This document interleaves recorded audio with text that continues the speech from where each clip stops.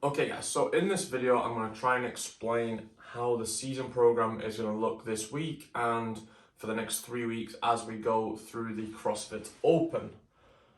The general structure of the week that I'm going to try and put in place is that Monday and Tuesday is going to be pretty heavy days in terms of weights, and there'll probably be a challenging workout on at least one of those days, and then some higher skill work. So you can see this week you have the snatch, you have those tough thruster and pulling intervals, you got heavy squats.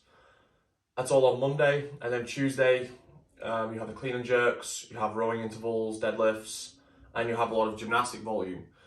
So we're trying to get a lot of the higher skill and the really intense and draining work done on the Mondays and Tuesdays.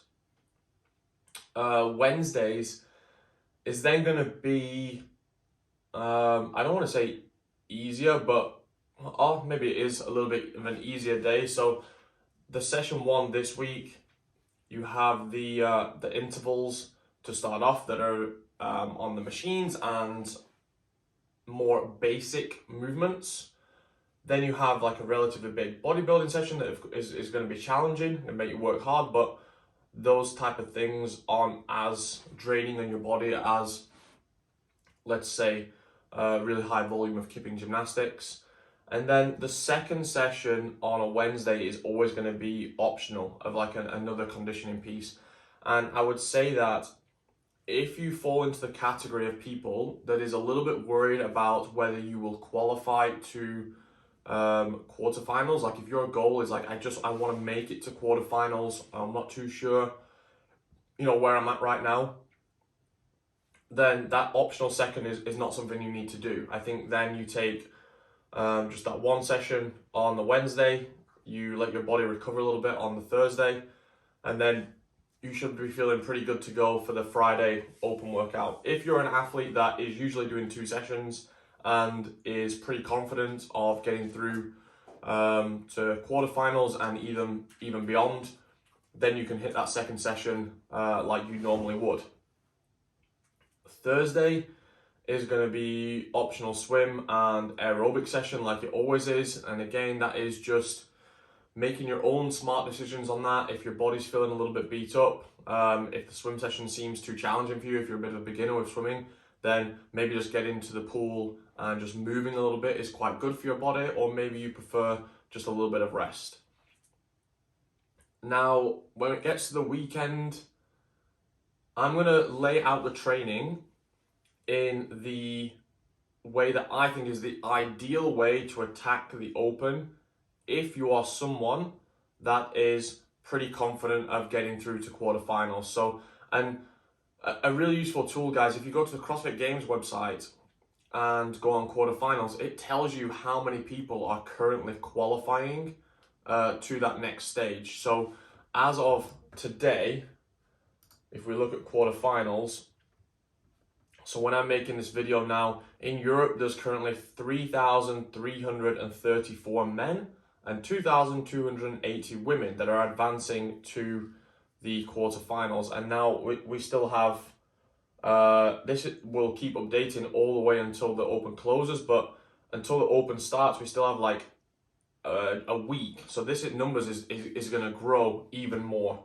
So it's a lot of people advancing. So you have the benefit this year of knowing after the first workout, okay, where you roughly stack up. But as we've seen on previous years, if you are an athlete that has been on this season program able to do the RX workouts, not even the elite workouts, the RX workouts, and finish in the stimulus and time caps that I'm giving you, then you're going to be going to quarterfinals.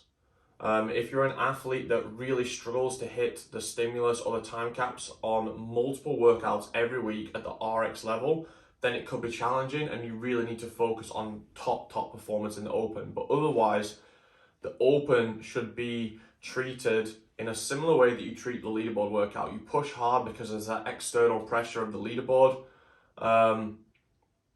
but it doesn't need to consume all of your training for the next few weeks, okay? It's just going to be a hard workout that you do ideally just once, I said to a guy at the gym yesterday, the reason you would do it twice is because either you have a big ego and you need to beat people inside your gym, or you had a real panic attack halfway through and stopped doing the workout, or because you think you're going to win $2,000 for winning the workout worldwide.